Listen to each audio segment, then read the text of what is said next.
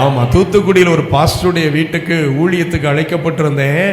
ஊழியத்தை முடிச்சு சாப்பிட்றதுக்கு மத்தியான நேரம் உட்கார்ந்துருந்தோம். டேபிளை நிரப்பி விட்டார். ஊர்வன பரப்பன அத்தனையும் கொண்டு நிரப்பி விட்டார். தோத்திரம். ஒன்னொன்னுக்கு அவர் சொன்ன பேரெல்லாம் புதுசு நான் கேட்டது.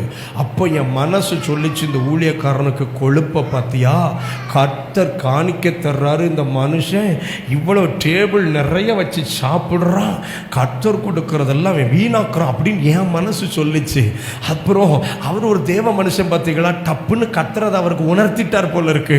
அவர் சொன்னார், பாஸ்டர் இது ரெண்டும் ஒரு விசுவாசி கொண்டு வந்தது, இது ரெண்டும் இன்னொரு விசுவாசி கொண்டு வந்தது, இது அத்தனையும் நான் செய்ததல்ல, என் வீட்டில் செய்ததல்ல, எனக்கு தலையில நங்கு நங்குன்னு குட்டின மாதிரி இருந்தது. இல்லை டேபிளை பார்த்தோன்னு என்னடா யோசிக்க அப்படின்னு. அப்புறம் அவர் சொன்னாரு, நாங்கள் எங்கள் வீட்டில் வைத்தது ரசமும் 4 பப்படமும் மட்டுமே. இந்த அரிசி சோறு கூட இன்னொரு விசுவாசி பொங்கி கொண்டு வந்தது. அப்புறம் எனக்கு முன்ன உட்காந்து சாப்பிடும்போது கண்ணீரோட சொன்னாரு, இதே தூத்துக்குடி பட்டணத்தில் 5.5 ஆண்டுகள் சாப்பிட்றதுக்கு ஒன்றும் இல்லாமல் ஊழியம் செஞ்சேன் பாஸ்டர். ஸ்தோத்திரம். சாப்பிட்றதுக்கு ஒன்றும் இல்லாமல் ஊழியம் செஞ்சேன்.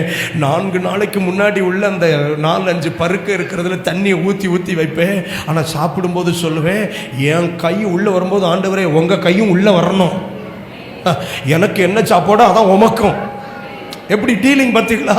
எனக்கு என்ன சாப்பாடோ அதான் உமக்கும். 5.5வது வருஷத்துல இப்படி சொல்ல ஆரம்பிச்சேன். அடுத்த வாரத்திலிருந்தே சாப்பாடு மாறிட்டு. தோத்திரம். ஒண்ணு தெரியுமா, எனக்கு எதுவோ அதுதான் கர்த்தருக்கும்.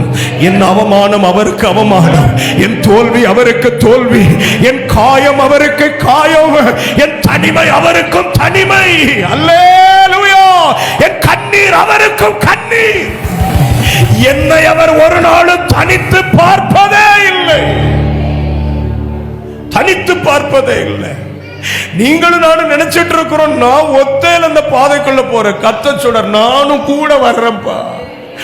அந்த நிந்தைகள் என் மேலையும் விழுது, அந்த பொல்லாத வார்த்தைகள் என் மேலும் விழுது, நானும் உன்னோடு சேர்ந்தாக்கும் காயப்படுத்தப்படுகிறேன்.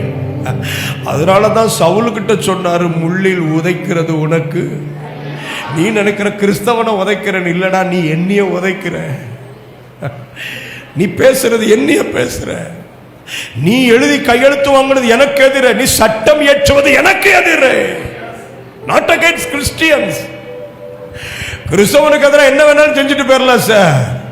கிறிஸ்துவுக்கு எதிராக எழுதுன எதுவும் நிற்காது.